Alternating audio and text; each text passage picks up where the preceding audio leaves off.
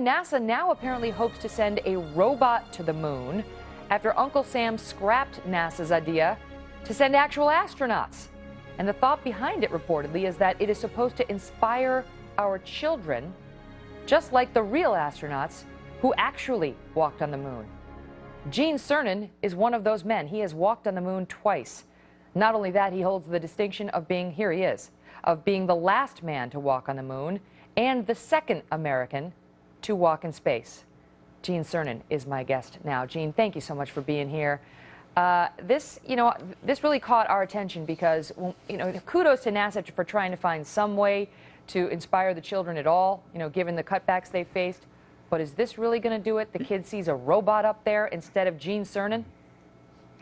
Well, I'm sort of encouraged, quite frankly. Instead of the administration's mission to nowhere, Megyn, at least they're thinking again about the moon. And, we've always sent unmanned, quote, robots in one way or another somewhere before we went. And I think I'd go back to the moon, and I could park my robot there, and for the next guy, he could turn the switch on, and he'd have his helper. Now, I'm somewhat encouraged. I think it goes along with what we've done in the past.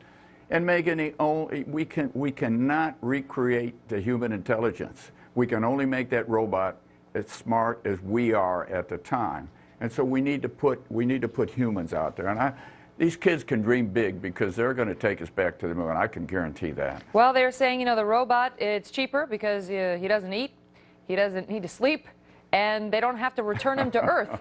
So given the cost constraints they're facing, this is a better deal for them. Well, but Megyn, why did Lewis and Clark go up to Missouri? Why did we cross the mountains? Why did we go anywhere? It's our insatiable desire to see and feel and touch, to be part of it.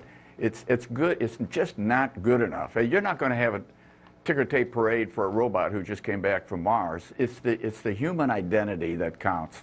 And I'm not discouraged at all. As I say, I'd like at least to think that the administration is once again thinking about the moon. And once we get our directions and our heads on straight, that's where we're going to head, robots and humans as well. I don't know if it is the administration so much as it sounds like there's this one guy, this engineer at the Johnson Space Center in Houston, who came up with this idea. They called it Project M. They say it's, quote, almost a guerrilla effort within NASA to try to find a way around the budget cuts that NASA was facing and force something up there, including this guy who they're calling Robonaut 2. They could only come up with the money to develop the top half of the robot, Gene. He doesn't even have legs yet, but they're trying to find a way. Meantime, it appears our president is focused more on his stated goal of sending astronauts to an asteroid by 2025. As you know, he says, look, we've already been to the moon. We don't need to go back there. I don't want to hear that been there, done that kind of thing. And go on an asteroid, I have yet to, all I've heard is words, quite frankly. We have the capability to go to the moon, and our basic objective, Megyn, is Mars at some point in time in the future. And that's what those kids and my grandkids and yours eventually, you're a long way from grandkids, but can stake their future on. And before we do that, we got to use the moon itself as a training ground. We've been there, we have done that. There's water on the moon.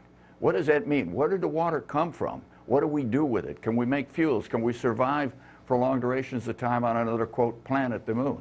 Those are questions we haven't answered yet. That's why we need to go back. Well, you know that the administration says we can't afford it. They say it's $150 billion to send us back to the moon, and the country's hemorrhaging dough right now, and that's the area they feel they need to cut. Megyn, we can throw trillions of dollars out the window pretending to create jobs. We're looking at a $19 billion NASA budget, which is less than a half a penny of everything you and I sent to the federal government in form of income taxes. Less than half a penny. You tell me we haven't done enough in stimulating education and development of technology to get our money's worth out of that? We don't need to put an education program together. We need to put another Neil Armstrong on the moon. It's tough to think of, trying to inspire your child by saying, look at that mechanical thing up on the moon. It really can't be you, but it might be able to be your little toy R2-D2 in about 20 years. Gene, listen. Megyn, you're that Go ahead. You inspire us. You continue to inspire us. Those pictures of you walking on the moon are really incredible.